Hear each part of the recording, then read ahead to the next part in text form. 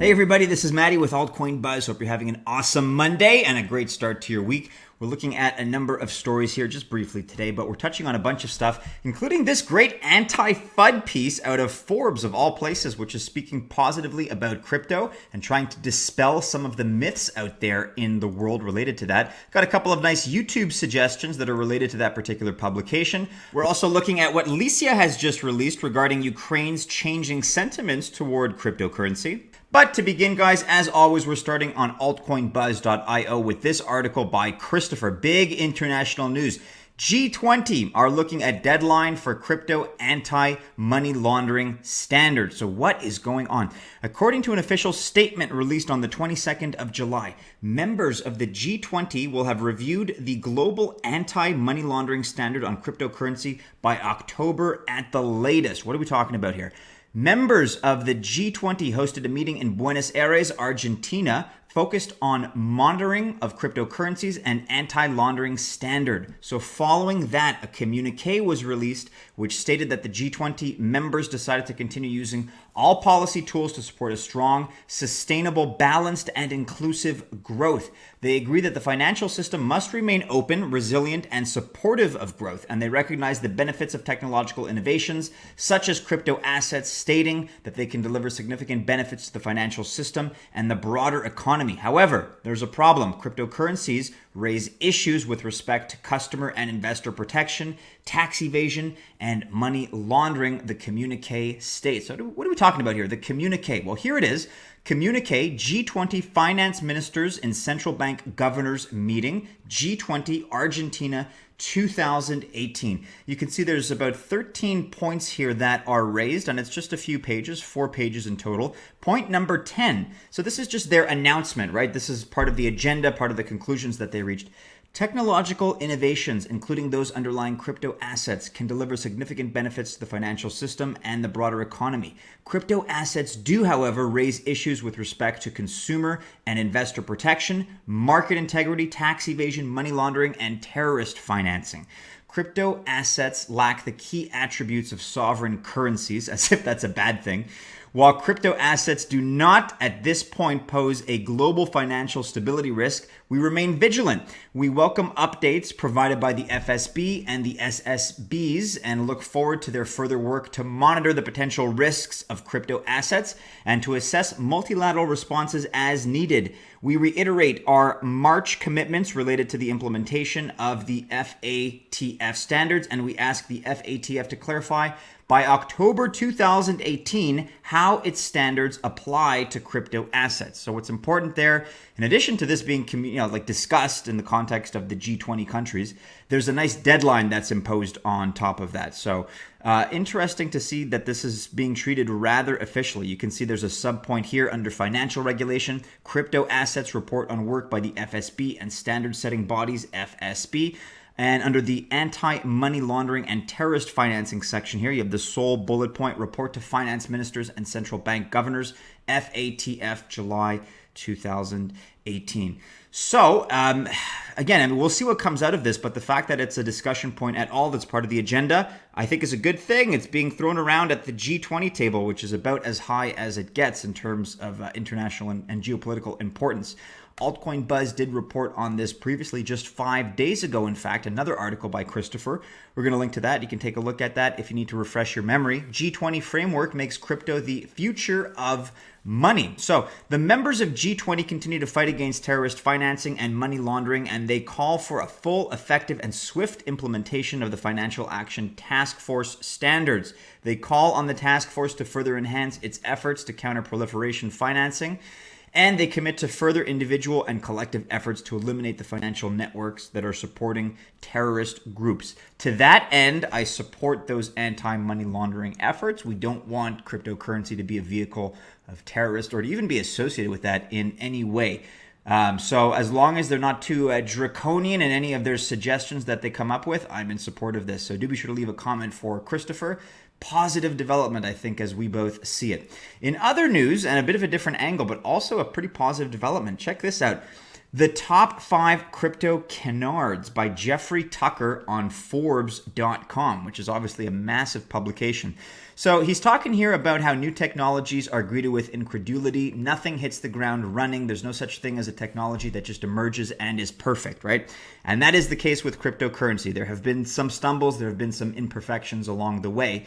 However, that being said, what he's saying is that we have surely passed through the stage in which we are seeking proof of concept. Or maybe not. I was in a public debate last week in Las Vegas with my good friend Peter Schiff. This man is not a believer in cryptocurrencies, and that's just fine. What bugged me most were his bad reasons for putting it all down. So a canard is just something that's like an unfounded myth or a rumor about something. And so here we have 5 that are pointed out. You can read about this further. So myth number 1, the stuff has no intrinsic value. And this is the big one that Peter Schiff always talks about. No intrinsic value because it's not something like a physical commodity such as gold, which he's very, very big on, Mr. Schiff, that is. This is where I would disagree with him personally, Schiff, right? Intrinsic value is all about the subjective value or utility that something brings. There's nothing in this universe, there's nothing at all in this world that has intrinsic value aside from what it can do for you as a human being, right? So that's point number 1 as far as the first canard. Number 2, the price of crypto is purely speculative. Number 3, no one uses it as money. Well, that's changing. Number 4, blockchains have become inflationary. I don't even understand that one. Inflationary. Maybe in terms of, those blockchain iced tea companies of the world and the ones that are appropriating blockchain technology incorrectly or unnecessarily. Kodak comes to mind. But aside from that, I wouldn't say it's inflationary. Number 5, the costs of mining are out of control. Well, that's something that I think the free market is going to correct. And given that Mr. Schiff is such a proponent and enthusiast of free market economics, I'm sure in a few years he will agree that things will settle down and recalibrate appropriately. So nice little article here, and great to see that Forbes is coming out with this kind of an anti-FUD vibe. I mean, that's something that, more than all of these subpoints and these reasons, that's something that has surprised me here with respect to Jeffrey's, Mr. Tucker's, I should say, publication. So great to see that out of Forbes. If you want to hear more about Peter Schiff and some of his views, I'd recommend this podcast that just came out with, the Joe Rogan podcast. So long form interview with Peter Schiff. Look, the guy's a very smart individual, and he's not coming at the cryptocurrency debate with, a zero level of knowledge. Like, he is informed. He's just got some different perspectives and some different views. So I think it's actually great for people like him that are intelligent, that are open-minded, to engage in this discussion. And those criticisms that he does have, I mean, they should be leveled against cryptocurrency. That gives us all an opportunity in a civil way to discuss them, to address them. And that's the way we sharpen ourselves and our wit and our craft, by being able to address those criticisms directly. There's another, again, it's amicable, it's civil, but there's more of a direct one-on-one debate between Peter Schiff and Eric Voorhees. Is Bitcoin the future of money? So these are both long videos, guys. I mean, I think the Rogan podcast is about 3 hours. This one's almost an hour and a half. But if you have some time, I haven't gone through every minute of them myself, but do check them out. They're pretty good. And again, it gets the communication flowing. And Peter Schiff, to his credit, I'll disagree with him on a lot of things, including the intrinsic value of Bitcoin. But to his credit, he does present some good arguments and some problems that the world of crypto and blockchain is tasked to resolve. I think it's important to have that perspective as well. Okay, and taking a look at Lisia's article, Ukraine will regulate crypto, but not everyone is happy for a reason. So what's going on here? Ukraine has long considered legalizing and regulating cryptocurrencies. And the time has come. Timur Kromev, chairman of the National Securities and Stock Market Commission, has announced that the Financial Stability Council supports crypto regulations. Excellent. The latter will recognize certain cryptocurrencies and tokens as financial instruments. Besides, the document will define the National Bank of Ukraine, NSSMC, Ministry of Finance, State Financial Monitoring Services regulatory role, as well as spell out licensing terms, information disclosure, etc. I like to hear that, because the more official something is, and not that I'm a fan of unnecessary red tape or bureaucracy, but if this spells out specific things in specific terms, that's how we move the ball ahead. So Kromev noted, quote, "This is the first important step which will foster consensus between government agencies and financial regulators. It shows that the Verkhovna Verkhovna Rada of Ukraine, the Ukrainian parliament, is ready to cooperate with the crypto market and define regulatory terms which will secure transparency and enhance the quality of partnership between investors and the crypto sphere. So therefore, Kromev, who has previously pronounced that cryptocurrency, quote, will become an indispensable part of economic and financial regulations, right on, reiterated his stance. The Ukrainian cyber police has also noted that it supports the legalization of cryptocurrencies. I believe that's this article here, but I don't read or really speak Ukrainian. You guys will have to correct me if I'm wrong, but we're going to have links to all of this in the article and then in the description, of course. So they supported that, the legalization of cryptocurrencies, specifically Serhiy Demediuk, head of the police department, the cyber police department, emphasized that, quote, factually, cryptocurrency qualify as digital money, and added that blockchain should be used by governmental and private structures. And then you have Mikhailo Shobanyan, co-founder of the first public Ukrainian crypto stock market. He's been waiting for Kromev's decision and even made a particular assumption that Ukrainians own about $1 billion worth of cryptocurrency. Quote, the law is necessary not only for the crypto business, but for the exchanges as well. At the same time, it will not apply to those who use it for private purposes. After all, Ukraine does not prohibit cryptocurrencies as such. The Constitution stipulates that we are free citizens and therefore enjoy our freedoms, noted Chobanyan.